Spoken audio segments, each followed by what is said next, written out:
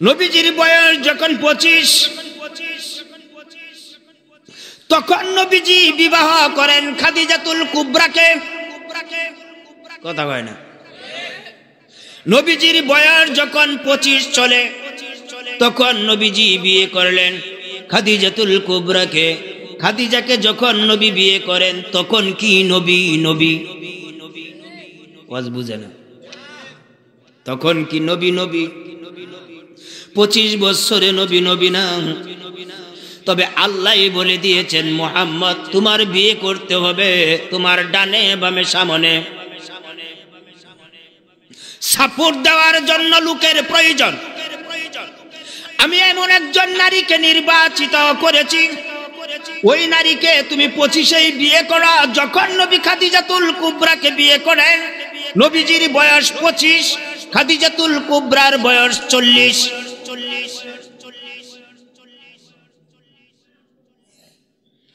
খাদিজা তখন মক্কা নগরীর ইন্টারন্যাশনাল ধনাঢ্য ব্যক্তি, অর্থ সম্পদে ভরপুর, খুব সাহসী নারী। আল্লাহ সহ ধর্মিনী বানালেন। 25 বছর বয়সে নবী খাদিজাতুল কুবরাকে বিয়ে করলেন। সময় চলতে থাকলো, আস্তে আস্তে করে নবীজির বয়স যখন 40 হয়ে গেল, মক্কা নগরীতে একটা পাহাড় আছে, পাহাড়ের নাম হলো জাবালে নূর। ওই জাবালের নূরের পাহাড়ের গুহায় বিশ্ব নবী ধ্যানে মগ্ন। আল্লাহর ধ্যানে কার? আল্লাহকে ধ্যান করেন। নিরিবিলি পরিবেশে আল্লাহর সাথে লাইন করেন। তুমি আমি করি না। আমরা এই চলন্ত গতির উপরে, পৃথিবীর লোকাল এই চলন্ত গতির উপরে অ্যাক্টিভ থাকার কারণে 24 ঘন্টা আমরা বড় বিজি। আমরা সময় আল্লাহকে এইভাবে দিতে পারি না। আমার আল্লাহ ডাক দিয়ে কয়, জিবরাইল রে, জাবালে নূরের পাহাড়ের গুহায় আমার বন্ধু বসা আছে। আজকে তুই লৌহে মাহফুজের কোরআনের আয়াত লইয়া নবীর কাছে চলে যাবি। পাহাড়ের গুহায় এই আয়াতগুলি নবীর কাছে দিবে। আমি আমার বন্ধুরে নবী বানাবো। 40 বছর বয়সে আল্লাহ সিদ্ধান্ত ফাইনাল করলেন, জাবালে নূরে জিব্রাইলের মাধ্যমে নবীকে নবী বানাবেন। এই জন্য জিব্রাইলকে নবীজির কাছে, নবীজির জীবনের ফার্স্ট কোরআন শরীফের 5টা আয়াত। কয়টা? 5টা আয়াত। ইকরা বিসমি রাব্বিকাল্লাযী খালাক, খালাকাল ইনসানা মিন আলাক, ইকরা ওয়া রাব্বুকাল আকরামুল্লাযী আল্লামা বিল কলম। এই আয়াতগুলি নবীজির কাছে জিব্রাইলের মাধ্যমে পাঠালেন। জাবালে নূরে পাহাড়ের গুহায় নবীজির লাইফে জিব্রাইল সর্বপ্রথম নবীজির সামনে হাজির হয়। এর আগে কোনোদিন জিব্রাইল আল্লাহর নবীর কাছে যায় নাই।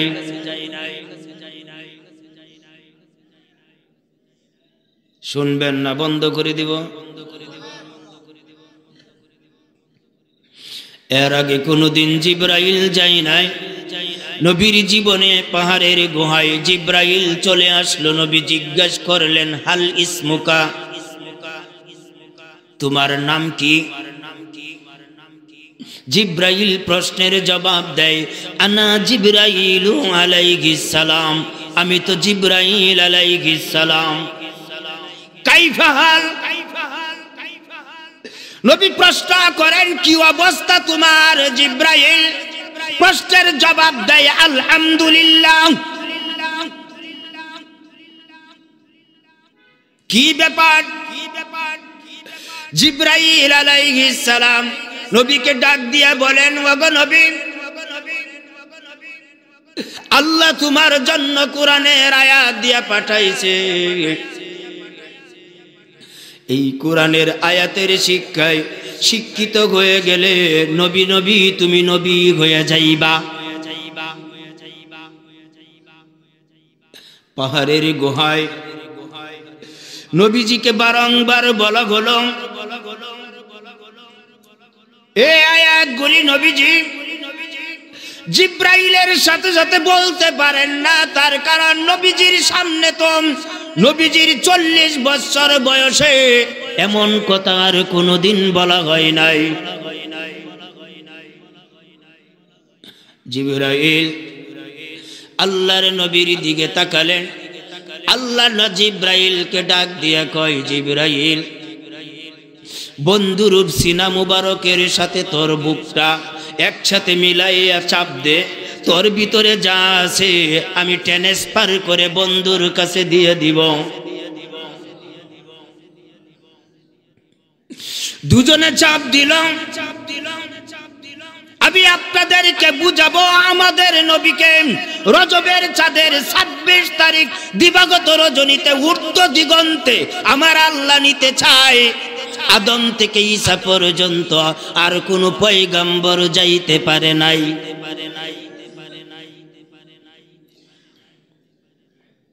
আজ বুঝতে হবে, বুঝলে ভালো লাগবে, ভালো লাগলেই মানতে মন চাইবে।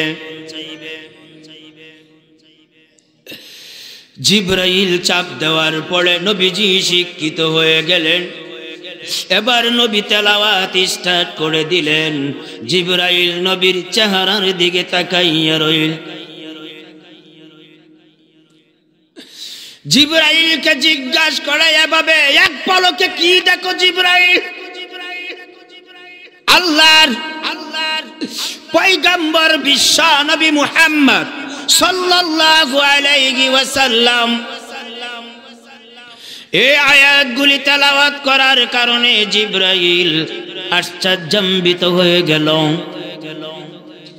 এত সুন্দর সেন্টেন্স, এত সুন্দর বাক্য, এত সুন্দর কণ্ঠ আগে কোনোদিন আমি জিব্রাইল জানি না। এই কোরআনটা আমাদের ঘরে ঘরে আছে না নাই? আমরা কিন্তু পড়ি না, তেলাওয়াত করার জন্য পাগল হই না। আমার আল্লাহ ডাক দিয়া বলেন, এই কোরআনটা আমি গাছের নিচে বইসা লেখি নাই, জমিনের উপরে রাইখা লেখি নাই, পাহাড়ের উপরে রাইখা আমি লেখি নাই, সাগরের উপরে রাইখা লেখি নাই। আমি এই কোরআন 1 2 3 4 5 6 7 সপ্তম আকাশ ওভারটেক করে সিদরাতুল মুনতাহা আউট করে আমি আল্লাহ আরশে মহল্লায় বসে বসে লৌহে মাহফুজে এই কোরআন আমি লিখেছিলাম।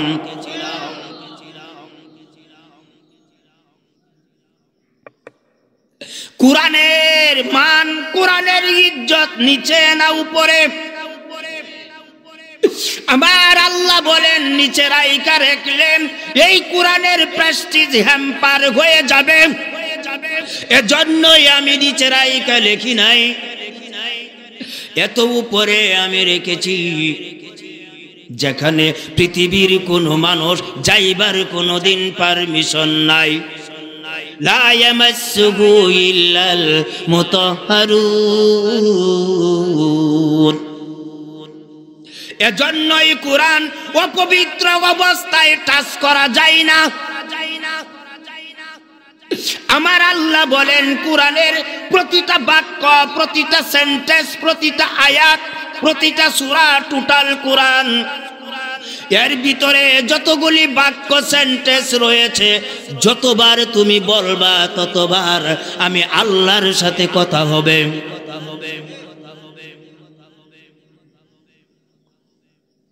আরে বন্ধু আমার, নবীজির কাছে এই কোরআনের আয়াত যখন চলে আসলো, নবীজি থরথর করে কাঁপেন, টোটাল বডি নবীর গামে, নবীজির টোটাল বডিতে জ্বর চলে এসেছে।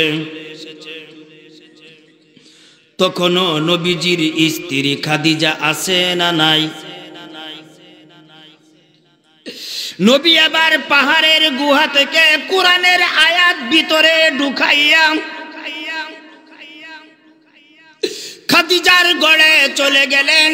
ডাক দিয়া বললেন, ইয়া খাদিজা জাম্মিলুনি জাম্মিলুনি। খাদিজা রে, পাহাড়ের গুহায় আমার আল্লাহ কোরআনের আয়াত নাজিল করে দিয়েছেন। এরপর থেকে দুর্বল হয়ে গেলাম, টোটাল বডিতে জ্বর চলে এসেছে, থরথর করে কাঁপতেছি। খাদিজারে, এই পরিস্থিতি, এই পরিবেশ, এই কোয়ালিটি, এই মডেল আমার জীবনে কোনোদিন হয় নাই। আমার দৃঢ় বিশ্বাস, খাদিজারে আমি মনে হয় আর বেশি দিন বাঁচবো না রে খাদিজা। খাদিজা ডাক দিয়ে বলেন, তোমাকে যদি তোমার আল্লাহ পাহাড়ের গুহায় কোরআনের আয়াত দিয়া থাকেন, তাহলে বোঝা গেল মাত্র স্টার্ট হয়েছে। তোমার আল্লাহ আরো কিছু দিবে, তুমি ওয়েটিং এ থাকো। তোমার মতো এত ভদ্র, এত সুন্দর, এত চরিত্রবান, এত চেহারাওয়ালা মানুষ এত তাড়াতাড়ি কোনোদিন মরতে পারে না। বন্ধু, এতদিন পর্যন্ত নবীজির পেছনে কোনো শত্রু নাই। মক্কার পিপিলিকা পর্যন্ত নবীকে আলামিন বলে ডাকে। যতদিন পর্যন্ত নবীর কাছে ওহী আসে নাই, এতদিন পর্যন্ত নবীর কোনো শত্রু নাই।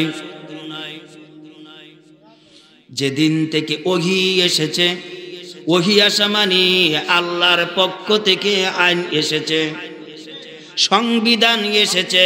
এবার নবী সংবিধান সাপ্লাই দেয়, এভাবে চলো, এভাবে কথা বলো, এভাবে কাপড় পরো, এভাবে ঘুমাও, এভাবে খাও, এভাবে কাজ করো, এভাবে ব্যবসা করো, এর বাহিরে করা যাবে না। আমার কাছে আল্লাহ সংবিধান পাঠাইছে। তখন থেকেই নবীর পেছনে শত্রুতা বাড়তেছে। এতদিন মুহাম্মদ এই কথা বলে না, হঠাৎ করে বলে কোন? এতদিন তো বলে না, এতদিন বলবে কেমনে? এতদিন তো আল্লাহর কাছ থেকে এই সংবিধান ছিল না। এজন্যই নবী বলেন নাই, ইদানিং বলা স্টার্ট করে দিলেন। এখন নবীর পেছনে শত্রুতা বেড়ে গেছে, বাড়তে বাড়তে এমন বাড়ছে, এমন বাড়ছে, এমন জ্বালা যন্ত্রণা চলছে।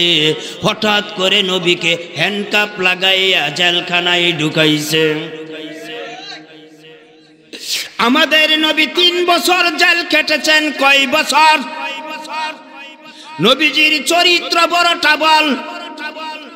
নবীজির চরিত্র খারাপ ছিল। হায় হায়, নবীর মতো মানুষ অতীতে ছিল না, এখন নাই, ভবিষ্যতে আর কোনোদিন হবে না। এমন নবীকে জেলখানার ভেতরে ঢুকালো। 3টা বছর নবী জেলের ভিতরে জীবন গড়ায়।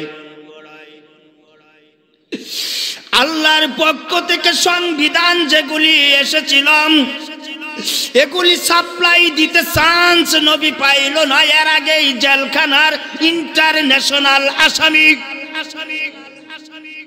নবীকে আবদ্ধ জায়গায় রেখে দিয়েছে। ওখান থেকে নবী বের হতে পারেন না। আল্লাহর নবী জেলখানার ভেতরে 3টি বছর সময় লাগালেন, জেল খাটতেছেন। ওহী আসার আগে না পরে? পরে পরে ওহী আসার পরেই নবীর কপালে জেল। জেল থেকে নবী 3 বছর পরে মুক্তি পেলেন।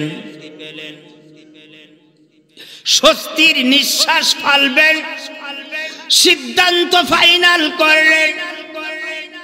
আল্লাহর সংবিধান যেটা নবীর কাছে এসেছে, এটা এই পৃথিবীর আনাচে কানাচে পৌঁছাবেন।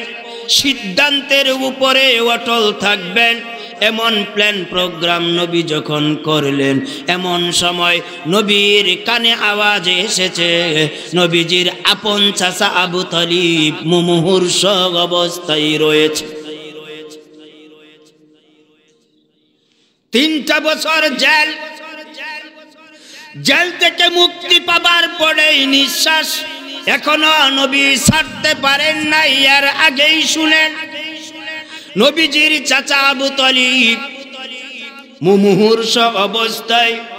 নবী খবরটা শোনার কারণে তাড়াতাড়ি করে আবু তালিবের ঘরে ঢুকে গেছে। আমি কি বুঝাইতে চেয়েছি, আমাদের নবীকে উপরে নিলেন আর কোন নবীকে নেন নাই কেন, এই কারণটা বুঝাইতেছি রে বাবা। আবু তালিব মুমূর্ষ অবস্থায় নবীজি ঘরের ভিতরে ঢুকে গেলেন। আবু তালিব কিন্তু মুসলিম হয় নাই। নবীজি ঘরের ভিতরে ঢুকলেন, আবু তালিব রে চাচা রে, নবী ভাতিজা কুলের ভিতরে রাইখা আবু তালিবের মাথাটা নবীর কাঁধের উপরে রেখে দিলেন। চাচা তোমার কি হলো বলো বলো। চাচা ডাক দিয়া বলে, আমার এমন পরিস্থিতি হয়েছে, আমার মনে হয় মুহাম্মদ আমি আর বেশি দিন বাঁচব না। নবীজি ডাক দিয়া বলেন, ও চাচা তুমি আমার সামনে মরে যাবা কুফফার অবস্থায়, মুশরিক অবস্থায়, এটা আমি কেমনে সইব?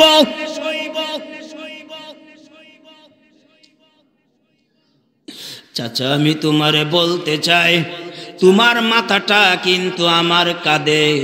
এতদিন তুমি আমাকে কোলে রেখেছিলা, আদর করেছিলা, তোমার ঠোঁট দিয়া চুমু খেয়েছিলা, কাপড় পরিয়েছিলা, রাত্রে ঘুমাইবার সময় তোমার বুকের উপরে আমি মুহাম্মদের তুমি রাখছিলা। এতদিন তুমি আমারে কুলে রাখছিলা, আজকে আমি তোমারে কুলে নিলাম।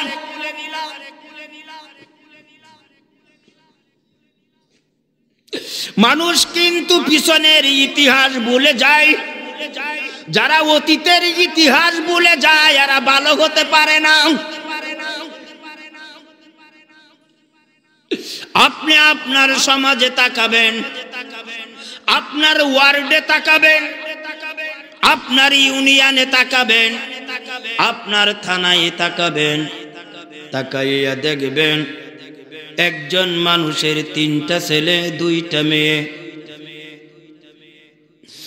3টা ছেলে 2টা মেয়ে, 5টা সন্তানের বাবা মা, 5টা সন্তানের লালন পালনের ভার ওদের কাছেই নিয়েছে, ওরাই দায়িত্ব পালন করেছে।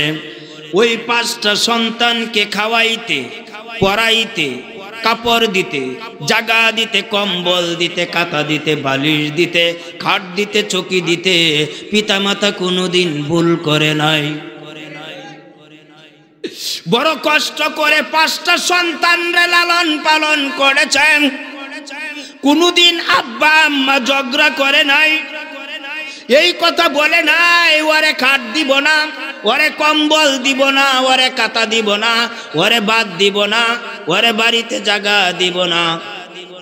কোনোদিন যদি রাগেও বলে ফেলেছে, সন্ধ্যার পরে কুপিবাতি জ্বালাইয়া মা খুঁজে, কথা কয় না, সন্ধ্যার পরে কুপিবাতি জ্বালাইয়া, এখন তো কুপি নাই, সন্ধ্যার পরে কুপিবাতি জ্বালাইয়া খুঁজে খুঁজে পাশের বাড়ির মহিলা ডাক দিয়ে জিজ্ঞাসা করে, বুবু তুমি এই কুপিবাতি হারিকেন জ্বালাইয়া কারে তালাশ করো? মা প্রশ্নের জবাব দেয়, আমার খুকারে গালি দিয়েছিলাম, সন্ধ্যা হয়ে গেল এখনো আসে নাই। 5টা সন্তানের দায়িত্ব পিতামাতা নেওয়ার পরে কোনদিন তাদেরকে কষ্ট দেয় নাই। শীতের রাত্র হয়ে গেলেন 5টা সন্তানকে কাতা দিতে কম্বল, দিতে বালিশ দিতে যাইয়া পিতামাতার বালিশ আর কম্বল নাই।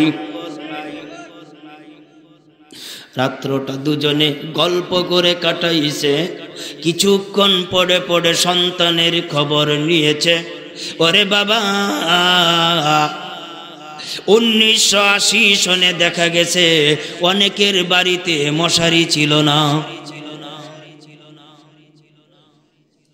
অনেকের বাড়িতে বিদ্যুৎ নাই। তখন তো বিদ্যুতের সিস্টেমই ছিল না। এই মাটার সারারা বাড়িতে সুপারি গাছ দিয়াম, সুপারি গাছের খোল দিয়া পাকা বানালো। টোটাল রাত্র মা সন্তানকে বাতাস করলো। মা ঘুমাইবার চান্স পাইল না, ওদেরকে ঘুমাইতে দিল। বর্তমান সমাজের দিকে তাকাবেন, তাকাইয়া দেখবেন ওই মা ওই বাবা 2টা মেয়ে বিয়ে দিয়ে ফেলেছে, স্বামীর ঘরে চলে গেছে। 3টা সন্তান ব্যক্তিগত বাড়ি করে দিছে। এই ঘর অমুকের, ওই ঘর অমুকের, ওই ঘর অমুকের। 3 সন্তান তার ফ্যামিলি নিয়ে চলে। আব্বা আম্মা কি খাবে? 3 ভাইয়ের ভিতরে মারামারি চলে। আল্লাহ ডাক দিয়ে বলেন, ওয়াকাদা রাব্বুকা আল্লা তা'বুদু ইল্লা ইয়াহু ওয়া বিল ওয়ালিদাইনি ইহসানা। আবার আল্লাহ ডাক দিয়ে বলেন, ছেড়ে দিব না, আর একটু চলবে। আমার আল্লাহ ডাক দিয়া বলেন, ওয়াকাদা রাব্বুকা আল্লা তা'বুদু। হে পৃথিবীর মানুষ, আমি তোমাদেরকে বলে দিলাম আমার ইবাদত করা ফরজ আইন। কে বলেছেন? আল্লাহ বলে দিয়েছেন ফজর, জোহর, আসর, মাগরিব, ইশার নামাজ পড়া ফরজ। এই কথাটা বলার সাথে সাথেই আল্লাহ বলে দিয়েছেন ওয়াবিল ওয়ালিদাইনি ইহসানা। ফজরের নামাজ পড়া যেমন ফরজ, সন্তান তোমার আব্বা আম্মার খেদমত করা সন্তানের উপর ফরজ। বন্ধু আমার, সন্তান ফজরের নামাজ পড়েছেন। এই ফজরের নামাজের আগে রাত্রটা গেছেন। এই রাত্রে পিতামাতার খবর কি সন্তান নিল না? এই সন্তান ফজরের নামাজ পড়ার পরেও তার কোনো লাভ হলো না। আমার আল্লাহ ডাক দিয়ে কয়, ফজরের নামাজ যেমন ফরজ করে দিয়েছিলাম, রাত্রে তোর আব্বা আম্মা কি করে, খাবার খাইলো কিনা, ঘুমাইবার বালিশ আছে কিনা, উপরে কম্বল ছিল কিনা, তার উপরে মশারি আছিল কিনা, মায়ের ঘরে বিদ্যুতের লাইট আছে কিনা, এগুলো তুমি দেখো না। তুমি বলো আমি বড় বিজি। পিতার মাতাম 2 জন মিলে গভীর রজনীতে আল্লাহর ডাক দিয়া কয়, মাবুদ গো, 5টা সন্তান এটে টাইম লালন পালন করেছি, কোনোদিন কাউকে বাদ দেই নাই। আজকে আমরা ওয়াকেজু হয়ে গেছি। 3টা ছেলে বাড়িতে থাকার পরেও খবর নিল না। আমরা 2 জনে 5 জন চালাইতে পারি, ওরা 3 জনে 2 জন চালাইতে পারে না। আল্লাহ তুই কি দেখোস না? কথা কয় না। আল্লাহ তুমি কি দেখো না? দেখো না। পিতামাতা যদি রাত্রের গভীরে 2 জন মিলে আল্লাহর ডাক দিয়া কয়, আল্লাহ শুনবে কি শুনবে না? যদি শুনেই ফেলে এই ছেলের অবস্থা কি হবে? আল্লাহ ডাক দিয়া কয়, তোর রোজা, তোর নামাজ, তোর হজ, তোর যাকাত, তোর দান, তোর খয়রাত আমি একটাও গ্র্যান্ডেড করে নিলাম না। আগে তোর আব্বা আম্মার খেদমত করে তারপর দান কর, আমি নিব। বন্ধু আমার, এইভাবেই বিশ্বনবী মুহাম্মদ সাল্লাল্লাহু আলাইহি ওয়াসাল্লাম চাচারে ডাক দিয়া কয়, ওরে চাচা, আমার জন্মটা তুমি দেখেছো, আমার জন্মে তুমি বড় খুশি হয়েছিলে, তুমি আমারে কুলে রাখছিলে, কাপড় পরাইছিলে, খাবার দিয়েছিলে। আমার বাবা জন্মের আগেই মরে গেছে, রাত্রে ঘুমাইলে তুমি আমাকে বাবার আদর দিয়ে ঘুম পাতাইছ। আচ্ছা, আজকে আমার সামনে তুমি মরে যাইবা কুফফার হয়ে, মুশরিক হয়ে, হাসরের ময়দানে জাহান্নামের আগুনের বেড়ি লাগাইয়া আমার আল্লাহ তোমার বিচার করবে। এটা আমি নবী মুহাম্মদ হাসরের ময়দানে কেমনে দেখবো গো চাচা? তাই তোমারে বলে দিতে চাই, তোমার মাথাটা আমার কাঁধের উপরে, তোমার ঠোঁটগুলি আমার কানে লাগাও। লাগাইয়া চাচা তুমি বলো, লা ইলাহা ইল্লাল্লাহ মুহাম্মাদুর রাসূলুল্লাহ। এই সেন্টেন্সটা তুমি একবার আমার কানে লাগাইয়া বলো, বলো, বলো। চাচা আবু তালিবের ঠোঁটগুলি কাঁপতেছে, বলবে, বলবে, ভাব।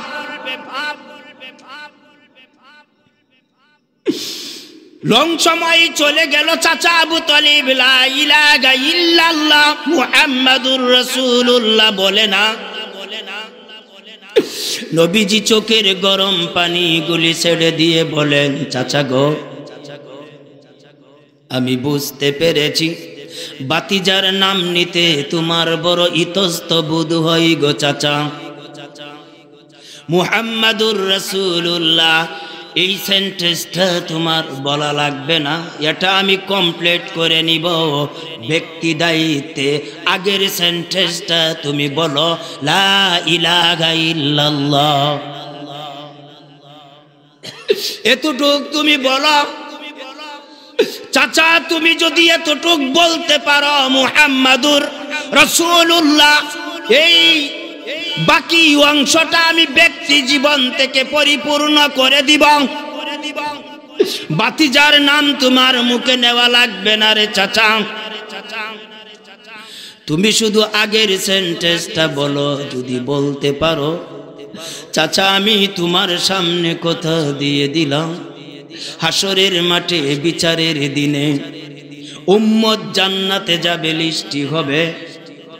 উম্মতের ভিতরে 1 নম্বরে কে জান্নাতে ঢুকবে, এই লিস্টটা করার সময় আমি আমার আল্লাহর কাছে রিকোয়েস্ট করব, মাবুদ গো আমার চাচার নামটা 1 নম্বরে ঢুকাও। আমি এই কথা বলবো চাচা, তুমি শুধু ঠোঁটগুলি লাগাইয়া আমার কানে কানে বলো, লা ইলাহা ইল্লাল্লাহ।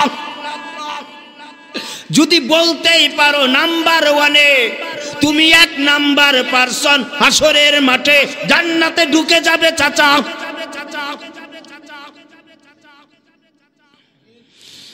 ঠোঁটগুলি কাঁপতেছে, বলবে, বলবে বাপ। এমন সময় আবু জেহেলের দালাল উতবা সাইবা ঘরের ভিতরে ঢুকে গেছে। নবীজি চাচারে এই কথাগুলি বলতেছেন, ওরা শুনেছে। ওরা ঘরের ভিতর ডুইকা ডাক দিয়ে বলে, আবু তালিব কুরাইশ বংশের কৃতি সন্তান, মক্কা নগরীর ঐতিহ্যবাহী ব্যক্তিত্ব, মৃত্যুর আগে বাতিজার কানে কানে লা ইলাহা ইল্লাল্লাহ বলে 14 গোষ্ঠীর ধর্মের উপরে চুনকালি মাইকা তুমি যদি মরো, তাহলে আমাদের বংশের কোনো প্রেস্টিজ থাকবে না। আবু তালিব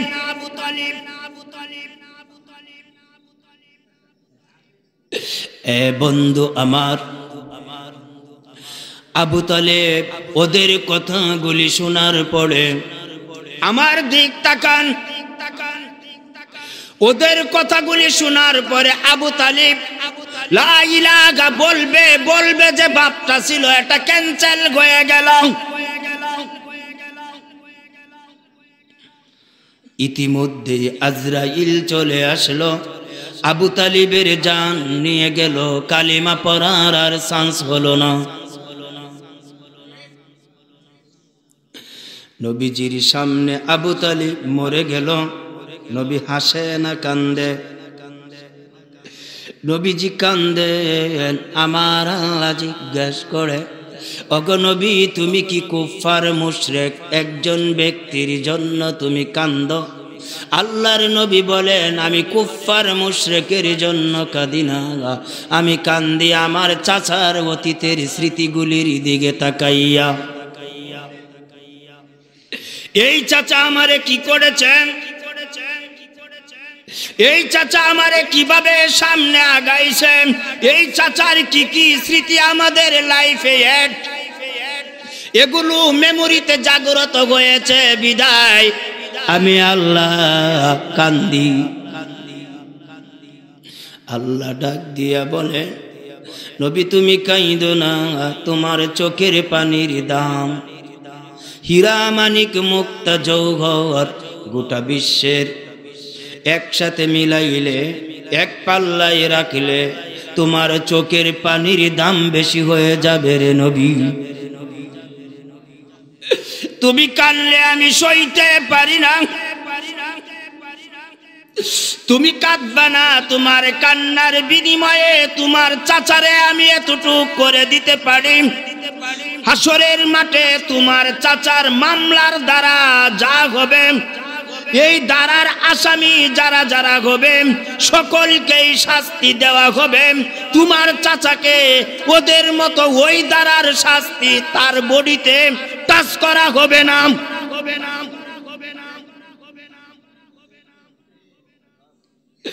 নবী জিজ্ঞেস করেন, কেন আল্লাহ দিবা না? আল্লাহ ডাক দিয়া বলেন, নবী কেমনে দিব?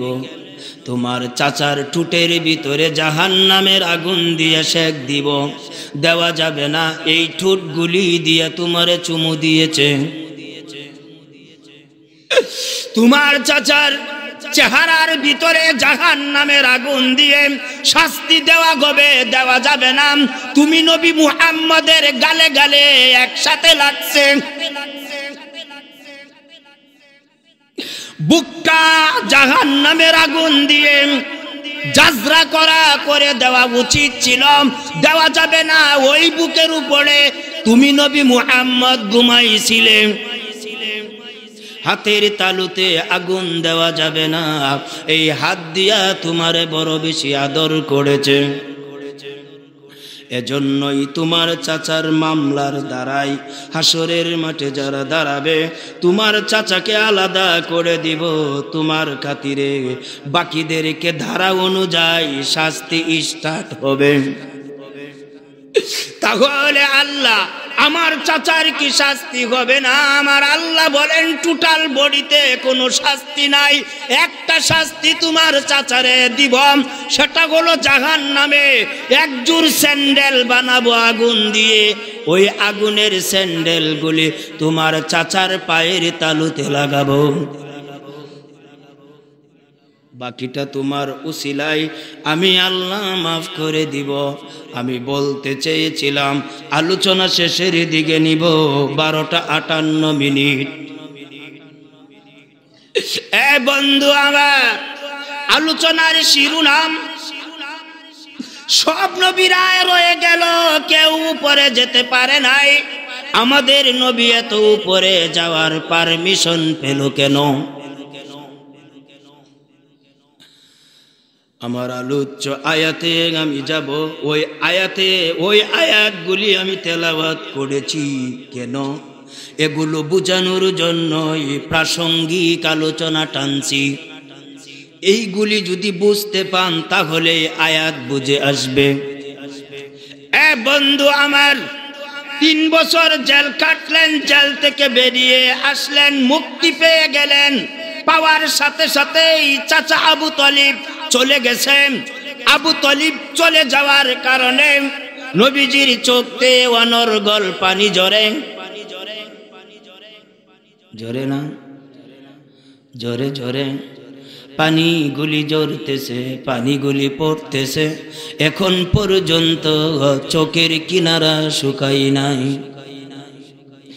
একদিন, দুদিন, 3 দিন, 4 দিন, 5 দিন, আবু তালিব মরে গেছে 5 দিন হলো। 5 দিনের মাথায় খাদিজাতুল কুবরা ইন্তেকাল করেছে। কয়দিন? আবু তালিবের মৃত্যুর পরে 5 দিন পরে খাদিজাতুল কুবরা চলে গেছেন। নবীজির কান্নার হার আগের চেয়ে বাড়ছে না কমছে? হৃদয়টার ভেতরে জ্বালা যন্ত্রণা বাড়ছে না কমছে? 5 দিন আগে দাদা মরে গেল, 5 দিন পরে বাবা মরে গেল, 5 দিন পরে মা মরে গেল। ফ্যামিলির অবস্থা কেমন আপনিই ভালো করে বুঝুন। খাদিজাতুল কুবরা রাদিয়াল্লাহু তাআলা চলে গেছেন। কোন খাদিজা? যখন নবী হন নাই, নবীজির বয়স যখন 25, তখন খাদিজা নবীজির সহধর্মিণী।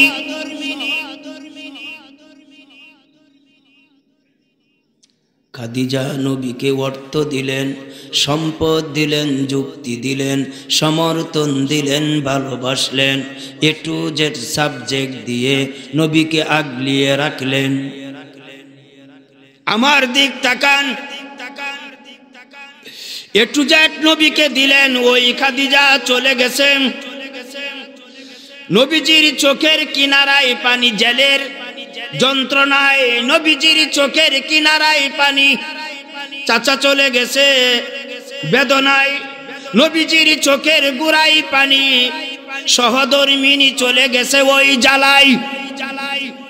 3টা রিঅ্যাকশন একসাথে চলছে। নবীজি এত উপরে গেলেন কেন বুঝাইতেছি।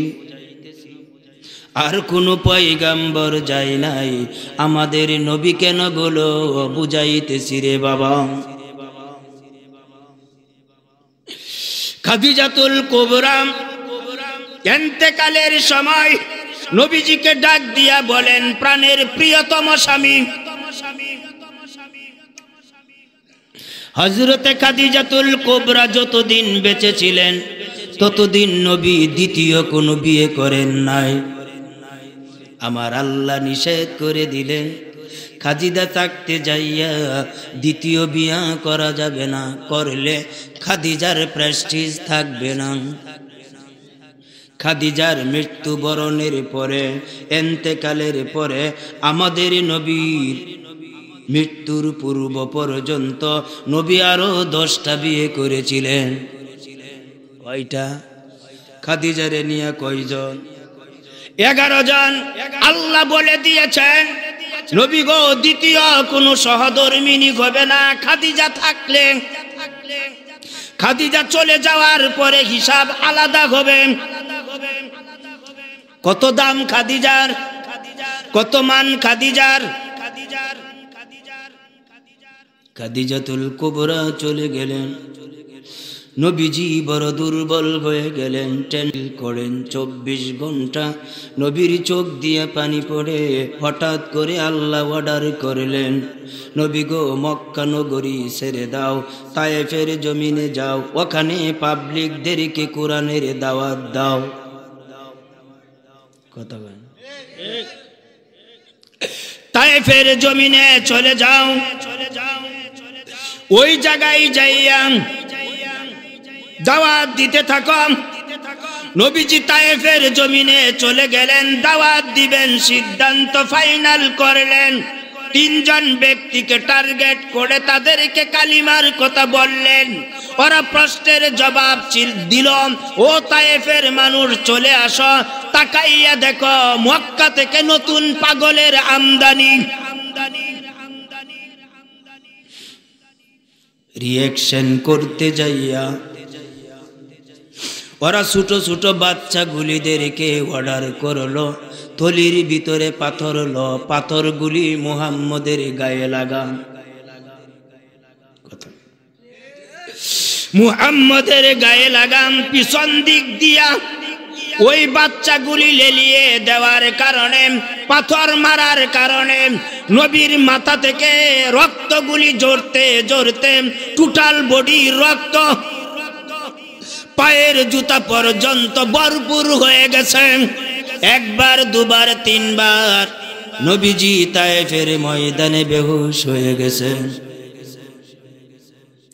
হুশ ফেরত আসার পরে আল্লাহ বললেন, নবী তুমি মক্কায় চলে যাও, আলোচনা শেষের দিকে আনতেছি। নবী তুমি মক্কায় চলে যাও। নবীজি মক্কায় চলে আসলেন। পিঠের ভিতরে শত শত পাথরের আঘাত। নবীজি মক্কায় আইসা, যারা হাজী সাহেব তারা ভালো করে জানেন, মক্কা শরীফ কাবা ঘরের পাশে একটা জায়গা আছে, হাতিমে কাবা, আলাদা একটা এরিয়া। ওই এরিয়াটার ভিতরে নবীজি বৈশা বড় টেনশন ফিল করতেছেন। এমন সময় আল্লাহ তাবারক ওয়া তাআলা বলেন, ওয়া হুয়া বিল উফুকিল আলা। এই যে আয়াতে আসলাম, আল্লাহ বলেন ওয়া হুয়া বিল উফুকিল আলা থুম্মা দানা ফাতাদাল্লা ফাকানা কাবা কাউসাইনি আও আদনা ফাআওহা ইলা আবদিহি মা আওহা। এই জিবরাইল, নবী জেল খাটছে 3 বছর। বেরিয়ে আসার পরে আবু তালিব চলে গেছে। আবু তালিবের 5 দিন পরে নবীজির সহধর্মিনী চলে গেছে। এর কয়েকদিন পরে তায়েফের জমিন থেকে রক্ত জোড়া বডি নিয়ে মক্কায় চলে এসেছে। নবীজির চেহারার ভেতরে টেনশন ফিল করছে, চোখ দিয়ে পানি পড়ছে। নবীর ওই চোখের পানি মুছে দিতে চায়।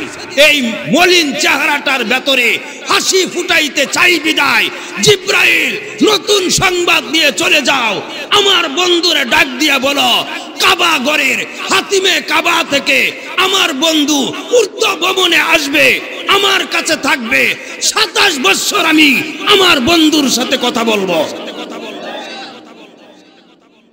এই জন্য নবী উপরে গেছেন। কথা বলছেন,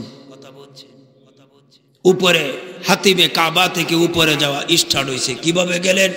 লম্বা ইতিহাস, ভবিষ্যতে কোনোদিন সুযোগ পেলে বলবো ইনশাআল্লাহ।